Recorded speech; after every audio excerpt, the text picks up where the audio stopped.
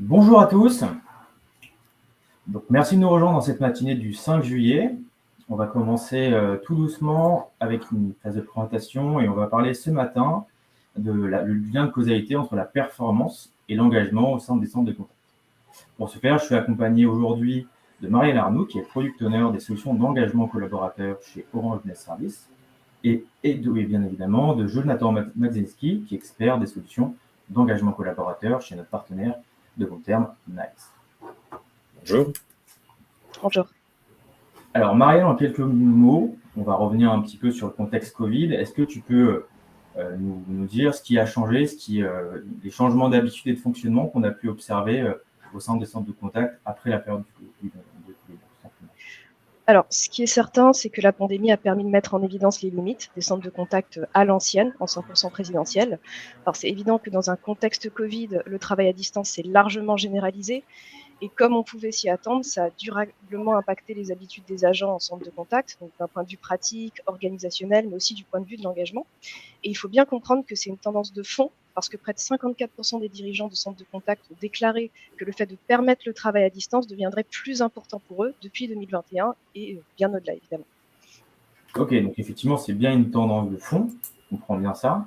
Qu'est-ce que ça change d'avoir des agents au centre de contact qui sont à distance au niveau de l'engagement? Alors, piloter un centre de contact à distance, c'est un challenge. Donc, ça nécessite d'avoir les bons outils afin de prendre les bonnes décisions. À titre d'exemple, une des principales préoccupations du management, c'est la capacité à prédire l'activité pour proportionner le centre de contact en conséquence. Et cela a d'autant plus d'importance qu'on sait bien que le traitement d'une interaction par un humain impacte plus fortement la satisfaction client que le self-service. Ok, mais c'est quand même bien pratique d'être autonome de temps en temps sur certaines tâches, on est d'accord? Tout à fait. Au final, tout est une question d'équilibre. Le but est de basculer en self-service les tâches qui sont chronophages et qui apportent peu de valeur, donc en simplifiant autant que possible les parcours clients en amont. Et ça permet donc aux agents d'intervenir sur des cas de gestion complexes où leurs expériences et leurs compétences spécifiques seront réellement valorisées. Ok. Alors, à l'inverse, quels sont les freins qu'on a pu observer pour recréer une ambiance de travail coopérative et engageante à distance? Qu'est-ce qui peut freiner la mise en place de... Je dirais qu'il y a 3 grands freins. Alors, d'abord, la difficulté à évaluer sa performance par rapport aux autres. Ça contribue à créer un sentiment d'isolement et d'iniquité. Ensuite, il y a la perte du lien social qui est très impactante aussi. Ayant vécu le télétravail prolongé pendant les confinements, je pense qu'on peut tous s'identifier. Et enfin, il y a le manque de coaching qui en découle naturellement. Alors, au contraire, après avoir vu les freins, c'est quoi les critères de rétention des agents au centre de contact? Qu'est-ce qui fait qu'ils restent? Alors, sans surprise, le salaire et les perspectives d'évolution de carrière à moyen et à long terme sont les premiers critères qui sont avancés par les agents. Mais la flexibilité des horaires de travail vient juste après et ça constitue un critère d'importance pour près de 47% des collaborateurs. Donc, ça montre bien qu'un agent peut facilement adapter et qui pourra facilement adapter son temps de travail sera plus engagé. Ok, alors, on a vu les critères de rétention. Maintenant, comment on fait concrètement pour mettre en place ce climat et faciliter le travail à distance? Alors, une des façons de faire, c'est de mettre en place une démarche d'engagement collaborateur, donc au travers des outils de Workforce Optimization. Donc, ça va permettre d'apporter des outils de gestion du temps de présence efficaces et intuitifs pour les collaborateurs des centres de contact, et donc de garantir la productivité en télétravail en écartant au maximum le risque de burn-out. Est-ce que la mise en place d'un outil de Workforce Optimization est suffisante? Est-ce que ça tout suffit? Alors, c'est au moins un point de départ pour construire une culture d'entreprise qui veut vraiment inclure de la flexibilité horaire et du nomadisme. Et au-delà de l'organisation du travail, ça passe aussi par des sessions de formation et d'acculturation des équipes de relations clients. Pour info, 65% des organisations prévoient de faire un investissement stratégique ou mineur dans une solution de Workforce Optimization. Donc, je dirais que c'est assez parlant. Effectivement. Merci Marielle pour cette introduction. Je te propose qu'on passe à un cas d'usage concret. Avec plaisir. Donc, je vais brosser la situation. Donc, on est dans une situation opérationnelle. On sait qu'il y a des contraintes qui peuvent arriver. Quels sont les grands bénéfices d'une solution de Workforce Optimization? Alors, le premier avantage, et c'est le plus connu, c'est de pouvoir optimiser les coûts d'un centre de contact en prévoyant le nombre de personnes idéales pour répondre à l'activité opérationnelle. Donc, éviter d'avoir trop de monde quand il n'y a pas d'appel et trop d'appels quand il n'y a pas de monde. Tout à fait, mais ça ne s'arrête pas là, parce qu'il faut aussi introduire de la flexibilité dans ce pilotage des effectifs. Donc ça induit de donner la main aux agents pour qu'ils puissent gérer eux-mêmes leur planning en fonction de leurs besoins personnels. Alors ce gain d'autonomie ne nuit pas du tout à la planification, au contraire, ça permet de gagner en transparence, et c'est aussi un argument de plus pour conserver ces agents dans un contexte où la flexibilité est devenue un prérequis pour un salarié. Effectivement, hein, je viens de le souligner, c'est devenu un avantage même concurrentiel pour recruter de nouveaux collaborateurs. On va prendre un exemple pour illustrer. On imagine une entreprise qui a un centre de contact avec des agents en télétravail, donc travail à distance. Le passage en télétravail s'est fait un peu dans la douleur, pendant une phase compliquée, pendant la crise Covid. Les collaborateurs n'ont pas été hyper bien accompagnés. Et du coup, il y a un déséquilibre qui est perçu entre leur vie professionnelle et leur vie personnelle. On imagine bien les conséquences que ça peut avoir sur la performance, l'efficience, le turnover qui peut s'en déduire, les impacts sur la satisfaction client. Comment on fait en tant qu'Orange Business Service pour aider cette entreprise-là? Alors, on va toujours débuter par une phase d'analyse du centre de contact pour identifier les points de douleur et les cas d'usage qui génèrent de la valeur ajoutée. Il faut savoir que les fournisseurs historiques de solutions WOT sont nombreux sur le marché et les outils sont complexes, ce qui ne facilite pas du tout la prise de décision. Donc, une fois que cette analyse a produit un diagnostic, on va co-construire une feuille de route en y ajoutant des formations, des ateliers métiers et des retours d'expérience aussi bien internes que externes. Chez OBS, on a la chance de pouvoir capitaliser sur notre expérience dans l'implémentation de ces technologies, mais aussi sur notre écosystème de partenaires avec lesquels nous avons une expérience historique. Est-ce que tu peux nous citer un partenaire? Oui, bien sûr. Alors, nous avons un partenariat de longue date avec NICE, qui est un acteur historique de la relation client. Ils sont aussi leaders du Magic Quadrant de Gartner, dédié aux solutions WOT. En plus de ça, NICE CX1 est une solution unifiée des centres de contact cloud, le résultat de plus de 15 ans d'innovation, ce qui en fait un partenaire de référence dans le domaine de l'expérience client. Alors, je vais mettre les pieds dans le plat tout de suite, mais pourquoi une entreprise travaillerait avec nous, avec Orange Business Service, et pas en direct avec le partenaire? Alors, c'est une question légitime, surtout dans un contexte SaaS. Ce qu'il faut bien comprendre, c'est qu'il ne s'agit pas seulement de faire l'acquisition d'un outil de gestion de la main-d'œuvre. Notre position est claire, c'est d'être le partenaire de confiance pour mettre en place une stratégie de workforce optimization. Donc, pour y parvenir, on va prendre en compte le contexte technico-fonctionnel du client pour faciliter le déploiement et l'engagement des collaborateurs et lui apporter la solution dans une seule et même interface qui permettra de regrouper la prévision d'activité, la planification, le suivi de la performance et les rapports d'activité. Ok, donc un peu comme un cockpit d'avion qui nous permet d'avoir une vision 360 et temps réel du centre de contact. Exactement. Le but, c'est de faciliter le travail de pilotage en fournissant des interfaces ergonomiques qui permettent une gestion centralisée des collaborateurs.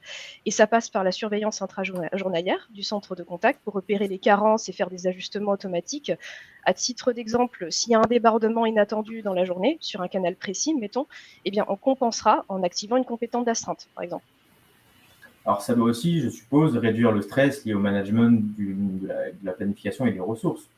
Alors, tout à fait. Le stress intrajournalier va diminuer parce qu'on aura mis en place un outil qui va combler intelligemment les lacunes en matière de personnel et ajuster proactivement les emplois du temps. Donc, moins de stress pour les managers et plus de souplesse pour les agents. C'est ça. Plus d'autonomie pour les agents sans que ça entraîne un impact négatif sur la gestion de l'activité. Alors, à titre personnel, moi, je sais que j'aime bien consulter mon emploi du temps sur mon portable, quasiment à 50% du temps sur mon portable. Est-ce qu'il y a la possibilité de faire la même chose?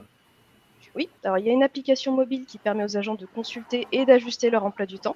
Elle va également pousser des notifications à l'agent en cas de changement de son emploi du temps ou pour lui signaler que sa demande de congé a été validée, par exemple. Ok, donc ça, effectivement, c'est extrêmement pratique. C'est une tendance qui est à la hausse. Il n'y a plus de perte d'informations puisque c'est notifié et c'est un gain de confort. On a vu comment on pouvait améliorer la qualité de vie au travail à travers les outils de Workforce Optimization, en permettant de donner la main sur les plannings aux agents. Maintenant, comment on fait pour faciliter la vie des managers en automatisant peut-être certaines tâches de pilotage de ressources? Est-ce que tu peux, par exemple, nous expliquer comment on fait pour piloter la qualité d'un centre de contact dans un contexte de télétravail? Alors, dans un modèle de travail à distance, qui soit hybride ou à 100%, il y a un vrai sujet autour de l'accompagnement des téléconseillers. C'est le premier point de douleur rapporté par les agents et il faut impérativement l'adresser si on veut garantir l'engagement de ces conseillers en télétravail. Alors, c'est vrai que les centres de contact, c'est des environnements qui sont avec une charge de travail importante. Il y a des objectifs de prise d'appel, de chiffre d'affaires, de satisfaction. des contextes qui peuvent être anxiogènes, on est d'accord. En effet, et le secret, c'est de recréer justement un climat d'entraide et d'inciter les échanges de bonnes pratiques pour souder les équipes relations clients. Et ça passe par beaucoup de transparence sur les indicateurs de performance des agents. Il faut vraiment que les agents soient en mesure d'évaluer rapidement et facilement leur performance, même à distance. Est-ce que les agents sont toujours autonomes pour identifier et mettre en place des actions pour s'améliorer? Non, pas toujours, et c'est pas grave parce que c'est aussi la plus-value du management. Et justement, grâce aux outils de gestion de la qualité, un manager pourra positionner facilement des formations personnalisées pour accompagner la montée en compétences des agents. Donc, pour résumer, c'est plus de transparence sur la performance des agents entre eux et la mise en place de plans de formation personnalisés pour combler les lacunes de chacun. Alors, c'est facile à dire, plus compliqué à faire. Le problème, c'est que souvent, les outils de management de la qualité sont épars. Donc, il y a un outil, par exemple, pour les enregistrements, un autre pour les formulaires d'évaluation et les plans de qualité, et encore un autre pour la formation, ce qui n'est pas très pratique à gérer. Alors, effectivement, quel impact on perçoit sur les équipes relations clients? Pour n'en citer que quelques-uns, il y a très souvent un déficit d'encadrement durant le télétravail, et ça peut aussi créer de la complexité dans l'auto-formation. Et tout ça, ça entraîne forcément un impact sur la qualité de vie au travail qui va ensuite se répercuter sur la satisfaction client. Alors, comment on fait pour que les agents puissent avoir accès à leurs indicateurs de performance? Tout simplement en embarquant des tableaux de bord qui sont personnalisés et personnalisables et qui sont directement intégrés dans leur plateforme de travail. Et ensuite, grâce à ça, on peut aussi mettre en place des challenges pour gamifier le travail, par exemple, et booster les performances. Est-ce que les managers ont accès aux données, peu importe la localisation des agents? Tout à fait. Alors que les agents soient sur site ou à distance, ça leur permettra d'avoir accès à leurs indicateurs de performance de la même manière. Et j'ajouterais en plus que les outils d'enregistrement des interactions sont de plus en plus robustes et couvrent vraiment tous les canaux. Alors, on va faire un focus maintenant sur la partie compétences. Quelles sont les compétences demandées pour la gestion du canal voix, par exemple? Et je suppose qu'elles sont différentes du canal chat ou mail. Alors quelque part, oui. Parce que sur le canal voix, par exemple, les soft skills sont tout aussi importantes que les compétences techniques. Pourquoi? Parce qu'il faut arriver à mesurer l'empathie, chercher la petite touche personnelle qui va relever l'expérience client. Et pour ça, on va encourager le conseiller à travailler l'écoute active, ses capacités de communication. Sur un canal comme le chat ou le mail, ce sont plutôt les expressions écrites qui prévalent. Mais au final, quel que soit le canal, on va pouvoir repérer les besoins de formation des agents sur la base des enregistrements d'écran ou de communication, puis leur notifier directement sur leur application en cas d'évaluation par un manager. Est-ce que tu peux détailler un peu cette partie? Parce que je pense que c'est effectivement très concret, on a besoin d'en savoir plus. Bien sûr. Alors, prenons le cas d'un agent qui prend en charge un client qui est frustré parce qu'il n'a pas trouvé les informations dont il a besoin en ligne et l'agent ne maîtrise pas encore très bien ce nouveau produit et a du mal à apporter de la valeur à cet appel. Eh bien, le superviseur peut éventuellement détecter cette carence et lui recommander de suivre un programme de formation en lien avec le nouveau produit. Il va ensuite lui proposer soit de procéder à une auto-évaluation, soit de l'évaluer lui-même. Donc l'agent va d'abord confirmer qu'il a bien pris connaissance de cette évaluation et qu'il est d'accord avec son contenu, auquel cas le superviseur recevra une notification instantanée que l'évaluation a été pleinement réalisée. Mais l'agent a également la possibilité de contester cette évaluation s'il n'est pas d'accord ou s'il a besoin d'éclaircissement. Et à ce moment-là, une procédure d'arbitrage sera mise en place. Ok, effectivement, c'est plus clair. Alors du coup, est-ce qu'on peut assister à une formation directement depuis la plateforme ou est-ce qu'on doit aller sur autre chose? Non, directement depuis la plateforme et quel que soit le format, ça peut tout aussi bien être une vidéo YouTube, un support audio ou un document écrit. Ok, ça c'est effectivement super pratique. Je vous propose qu'on regarde concrètement à quoi ressemble la plateforme avec Jonathan. Je te passe la main, Jonathan. Merci Julien. Effectivement, comme vous l'avez tous les deux souligné, la transition quand on travaille à distance, qu'on soit manager ou agent, elle peut être complexe, voire très complexe. Et le challenge, il se résume souvent à savoir comment on va pouvoir donner au moins autant, si ce n'est plus d'autonomie à nos agents et à nos managers, tout en gardant le contrôle sur nos activités et nos SLA. Et le premier point, c'est de leur donner de la visibilité, leur permettre de retrouver leur marque et que chacun puisse, à son niveau, en fonction de ses responsabilités, retrouver les informations dont il a besoin pour pouvoir prendre les bonnes décisions. Je vais vous partager donc la console CX1 qui va permettre depuis un seul et unique lien de retrouver l'ensemble des fonctionnalités, que l'on soit agent ou manager, dont on va avoir besoin au quotidien. Et j'aime bien commencer par cette première vue et ce premier réflexe en tant que manager, lorsque je commence ma journée, c'est d'aller regarder qui est planifié. sur ma journée et aussi de regarder entre mes effectifs prévus et mes effectifs requis si je vais passer une journée difficile ou une journée plutôt calme. Là, en l'occurrence, on est sur une journée plutôt calme.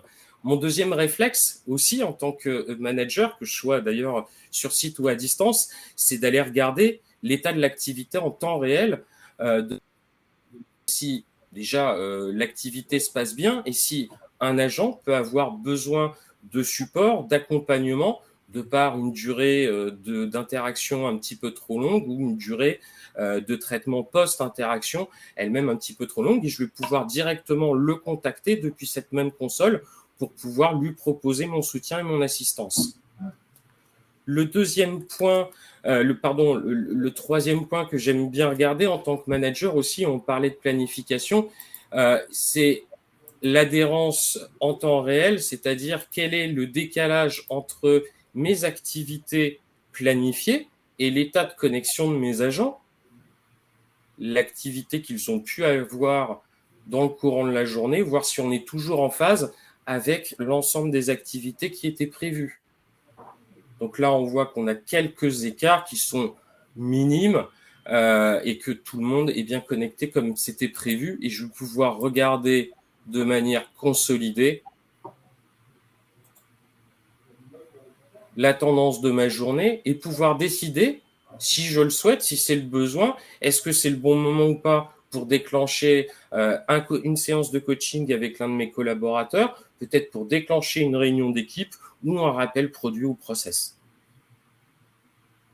Mais c'est aussi important de regarder le point de vue du côté du collaborateur, et ça va se passer via son interface Max, que vous retrouvez, qui l'accompagne ici au quotidien, qui va lui donner déjà d'un premier coup d'œil, encore une fois, l'ensemble de ses repères, à savoir qu'est-ce qui est prévu dans le courant de ma journée, quelles sont mes activités planifiées. En l'occurrence, je vois que j'ai un rappel de programmé pour Monsieur Le Guen à 11h15 et que je finis ma journée à 19h30. Je vais aussi pouvoir, via un tableau de bord personnalisé, si je le souhaite, conserver le lien avec mon activité et mon équipe en allant consulter ce tableau de bord qui va tourner en background et qui va me permettre à tout moment de contrôler l'état de la qualité de service de la journée, vérifier si j'ai des contacts en attente et quels sont les types de contacts qui sont en cours de traitement, voire aussi avoir le focus sur mon équipe en détaillé si je souhaite contacter l'un de mes pairs pour discuter sur le traitement d'un dossier ou lui demander un conseil. Ça va jusque-là? Super. Ce que j'aimerais détailler aussi avec vous, c'est une situation concrète comme on l'évoquait et comment on va pouvoir faire gagner du temps à la fois à nos collaborateurs et à nos managers via les auto-approvals de demande.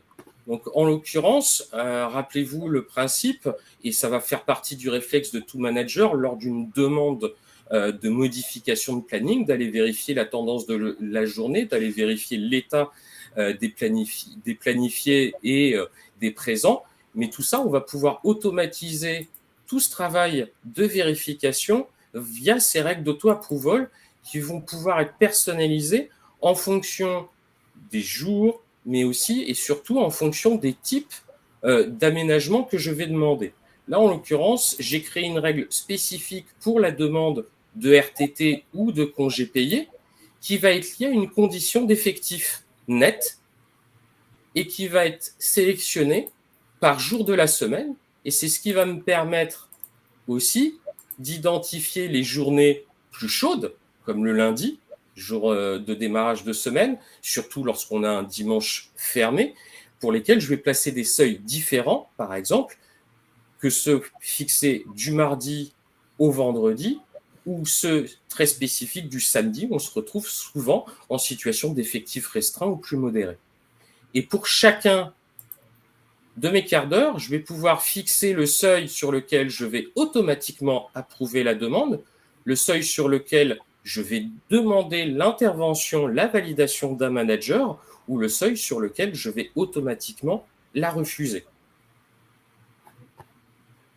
Si on repart du point de vue de notre agent, notre agent va pouvoir, comme je le disais, consulter son planning plus en détail via la brique intégrée et réaliser directement sa demande depuis son tableau de bord. S'il veut bien, j'ai un petit problème de résolution. Ah, voilà.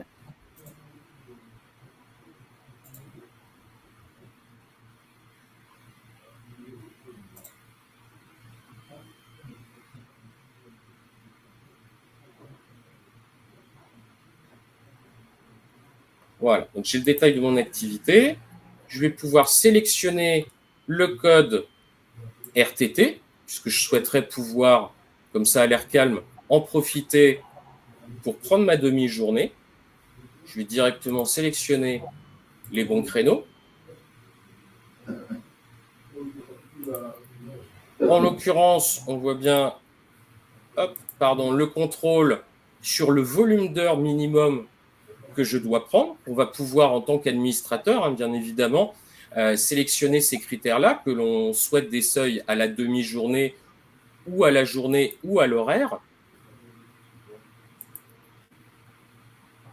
Je vois mon seuil directement, mon solde, de RTT restant, et je vais pouvoir lancer ma demande. J'ai un dernier récap, je peux la soumettre directement. Je vois que la demande est soumise avec succès et en fonction de nos règles d'auto-approval, ma demande de congé a été automatiquement approuvée sans solliciter mon manager. Et je la retrouve directement dans mon shift. Superbe. Avec les notifications. Et qui arriverait bien évidemment, comme on le soulignait tout à l'heure, aussi bien sur mon poste de travail que sur mon mobile. Effectivement, c'est un gain de temps énorme pour les managers et pour les agents. Alors, je vois qu'il y a eu quelques questions dans le chat. Je vous propose qu'on les prenne au fil de l'eau. Il y a une question pour toi, Jonathan. Quelles sont les évolutions prévues sur le WFM et quelles sont les fréquences des releases? Alors, on a des releases très régulières avec plusieurs fonctionnalités qui sont mises à disposition dans le courant de l'année. Sans citer de fonctionnalité en particulier, c'est le niveau de précision qu'on va pouvoir apporter justement dans la gestion de ces règles d'auto-approval et le nombre de critères qu'on va pouvoir prendre en considération qui vont considérablement s'améliorer et s'étoffer pour s'adapter de plus en plus aux besoins de flexibilité de nos collaborateurs, mais aussi aux besoins notamment des canaux digitaux qui sont de plus en plus exigeants. Super. Alors, j'ai une question pour Marielle cette fois. Comment puis-je faire pour monter en compétence, pour monter en compétence mes superviseurs et mes managers sur les outils de Workforce Optimization? Est-ce qu'on propose des formations au sein d'Orange? Alors, c'est vrai que les outils de Workforce Optimization nécessitent parfois un temps d'adaptation et de prise en main. Alors, la plateforme CX1 a l'avantage d'être très intuitive, mais néanmoins, on propose bien sûr des prestations de formation sur mesure et un accompagnement à la prise en main sur ces outils. C'est entièrement à la carte, donc en fonction des besoins de formation exprimés par les collaborateurs. Ok, super. Alors là, j'en ai une autre pour Jonathan. Est-ce que ces outils peuvent s'intégrer, par exemple, à un CRM comme Salesforce ou à un autre CRM? Totalement, on peut tout à fait, on a plusieurs connecteurs qui sont disponibles, dont Salesforce, et qui vont permettre d'intégrer directement dans la console de traitement des interactions de l'agent la fenêtre CRM. Ok, super. Et alors là, j'en ai une dernière pour Marielle. Quels sont les délais de mise en œuvre et quel accompagnement proposez-vous pour la mise en place de cette solution? Alors, la nature du cloud fait qu'on peut déployer très rapidement, avec en plus une élasticité qui s'ajuste très bien aux variations saisonnières. Donc, en fonction des projets de transformation, on peut basculer une population très large d'agents en quelques semaines. Ce qui est certain, c'est que pendant la mise en œuvre de la solution, Orange mobilisera toutes les ressources nécessaires à la bonne conduite du projet. Et selon les besoins exprimés et modèles de déploiement souhaités, on pourra soit gérer intégralement le déploiement ou fournir simplement une assistance technique. Ok, super. Alors, j'en ai une autre qui est arrivée entre-temps, toujours pour toi, Marielle. Quelles sont les accréditations techniques de vos experts? Alors, nous avons un partenariat de longue date avec NICE et nos experts sont certifiés sur cette techno, aussi bien sur la mise en œuvre de la solution que sur la maintenance. Vous serez bien accompagnés. Ok. Et après, il y en a une dernière qui vient d'arriver juste là maintenant. Quel est le niveau de service en après-vente? Alors,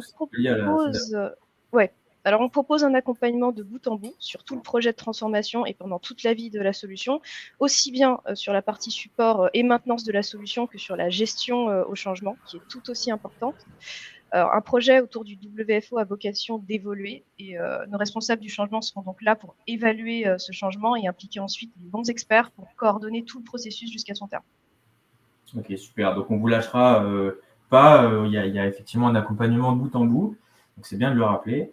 Alors, je n'ai pas d'autres questions dans le chat. Donc, si jamais vous en avez, posez-les au fil de l'eau. Comme vous l'avez vu, on y répond directement.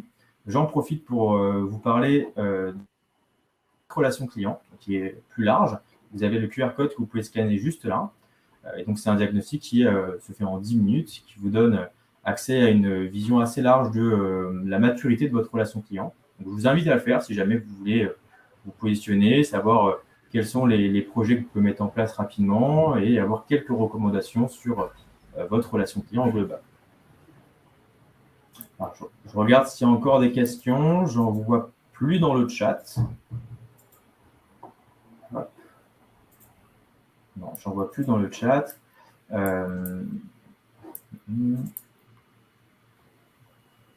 Ok.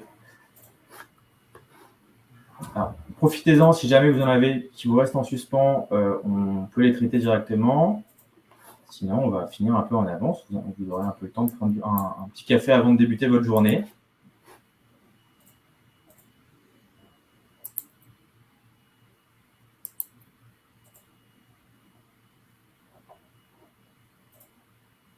Bon, je n'ai pas d'autres questions, donc je vous propose qu'on s'arrête là. Si jamais vous avez la moindre question, vous avez les coordonnées et la présentation et le lien du replay va vous être envoyé si vous avez besoin de la transmettre en interne ou d'en parler avec des collaborateurs. On est bien évidemment à votre écoute si jamais vous avez besoin d'avoir un peu plus de détails sur les offres d'accompagnement et tout simplement avoir un peu de conseils sur la mise en place de ce type de solution.